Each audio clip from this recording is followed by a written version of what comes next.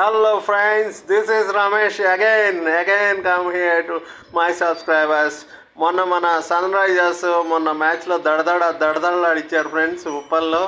ఉప్పల్లో కొడితే బాల్ వెళ్ళి తుప్పల్లో పడిందంట. ఎందుకంటే అది చిన్న గ్రౌండ్ కదా. 277 రన్స్ కొట్టారు.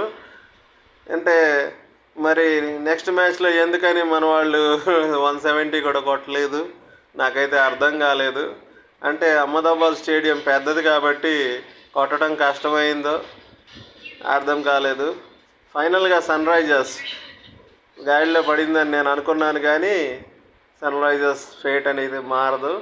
ఫైనల్గా వాళ్ళు పెర్ఫార్మెన్సు కావ్య పాప ఒక్కరోజు సంతోషపడటం నా కళ్ళారా చూశాను. నేను సంతోషపడుతున్నాను. కావ్య మారన్ గారు ఫస్ట్ నుంచి ఎంతో ఖర్చు పెట్టి కూడా, ఎంత డబ్బులు ఖర్చు పెట్టి కూడా బాధపడేది. ఆమె వాళ్ళు సంతోషంగా ఉంటాం నేను చూశాను. బట్ సెకండ్ మ్యాచ్లో స్కై లెవెల్లో పెర్ఫార్మెన్స్ చూపించి థర్డ్ మ్యాచ్లో వ్యాలీ లెవెల్కి పడిపోయారు మన ఎస్ఆర్హెచ్. ఏమైందో తెలీదు.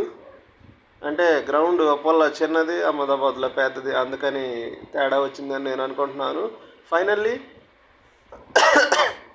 నేను ఎప్పుడు చూడలేననుకున్నది కావ్య మారన్ గారు సంతోషంగా గంతులేయటం ఒకటి చూశాను. నా జీవితానికి ఇది చాలు ఫ్రెండ్స్. అట్లాగే సన్ రైజర్స్ ఒక మ్యాచ్ భారీగా గెలిచింది.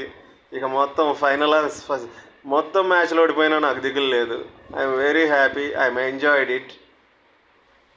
అలాగే ప్రతి ఒక్కళ్ళు చెన్నై అయినా కానీ కావ్య మారన్ గారు హైదరాబాద్ టీం కొని వాళ్ళ మీద డబ్బులు పెట్టడమే కాకుండా డబ్బులు ఇచ్చి పన్ను బీకించుకున్నట్టుగా డబ్బులు పెట్టి టీం కొన్నది కాకుండా వాళ్ళు ఓడిపోతుంటే చూసి బాధపడేది.